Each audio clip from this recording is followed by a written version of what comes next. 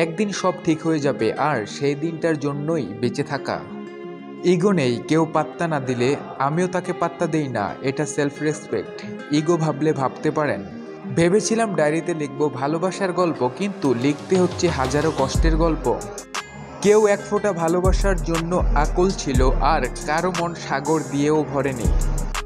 আমি জানি আমি দুর্দান্ত, তাই আমি আপনার মতামত সম্পর্কে কোনো চিন্তা করি না। ভদ্র সমাজে আমি নষ্ট, আর আমার সমাজে আমি শ্রেষ্ঠ। তুমি আমার চোখ থেকে বয়ে যাওয়া অশ্রুর উত্তর। যদি আমাকে কারো ভালো না লাগে, আই ডোন্ট কেয়ার, সবার পছন্দ তো ভালো হয় না। ব্রেকআপ করা খুব সহজ, কিন্তু ব্রেকআপ এর যন্ত্রণা সহ্য করা খুবই কঠিন। সাহসী হও, ঝুঁকি নাও, অভিজ্ঞতার বিকল্প কিছুই হতে পারে না। পৃথিবীতে এত লক্ষ কোটি খেলনা থাকতেও কিছু মানুষ অন্যের মন নিয়ে খেলতে পছন্দ করে। কাউকে ভালোবাসে তাকে হারিয়ে চুপ হয়ে যাওয়ার কষ্ট কি জানেন? তার খোঁজ নেওয়ার লোক হয়েছে, তাই এখন থেকে আমার ছুটি। সামনে তালি পিছনে গালি দেওয়ার অভ্যাস, গালি আমার নেই। আমি যা বলার সামনাসামনি বলে দেই। নিজের এক্সকে টিচার ডেতে উইশ করতে ভুলো না, শিক্ষা তো সেও কম কিছু দেয়নি। প্রিয়জনের দেওয়া সব কষ্টই সহ্য করা যায়, শুধু সহ্য করা যায় না তার দূরে যাওয়ার কষ্টটা। কাউকে দেখে ভালো লাগাটা হলো প্রেম, আর তাকে ভুলতে না পারাটা হলো ভালোবাসা। এখন এই পৃথিবীতে ভালোবাসা নেই বলে মানুষ আর ভালোবাসে না, ঠাট্টা করে। ফিরবো না বলাই শুধু সহজ, এমন টান দূরে চলে যাও দেখি কাছে আসার সমান। আমি ততক্ষণ ভদ্র যতক্ষণ পর্যন্ত আপনি ভদ্রতার যোগ্য। ইসমাইল দ্বিতীয় স্থানে থাকা এমন এক জাদু যেটা তুমি তোমার ঠোঁটের সাথে করতে পারো। কাকা আমার যা ফাটার ফেটে গেছে, বাট আই এম ওকে। ভাঙ্গা সম্পর্ক অনেকটা ভাঙ্গা আয়নার মতন, তাকে ভাঙ্গা অবস্থাতেই ছেড়ে দেওয়া ভালো। নিজের পছন্দ মতো চলতে ভালোবাসি, কারণ লাইফটা আমার নিজের। খুব ইচ্ছে করে তোর সাথে কথা বলতে, কিন্তু ভুলে যাই যে আমার ইচ্ছাগুলো তো মিত্র।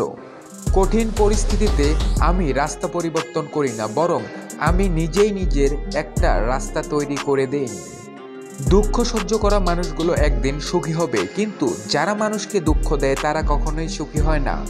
মন খুলে যে হাসতে পারে না, সেই পৃথিবীর সবচেয়ে অসুখী ব্যক্তি। এত ভালোবাসার পরেও আমি তার প্রিয় হতে পারলাম না।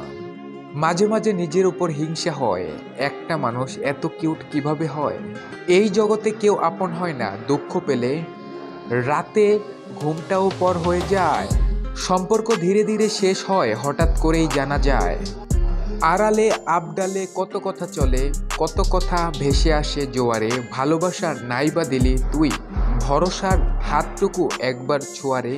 তুমি ভুল আমি ঠিক, এই বিষয়গুলো অনেকের সম্পর্ক ভেঙে দিয়েছে।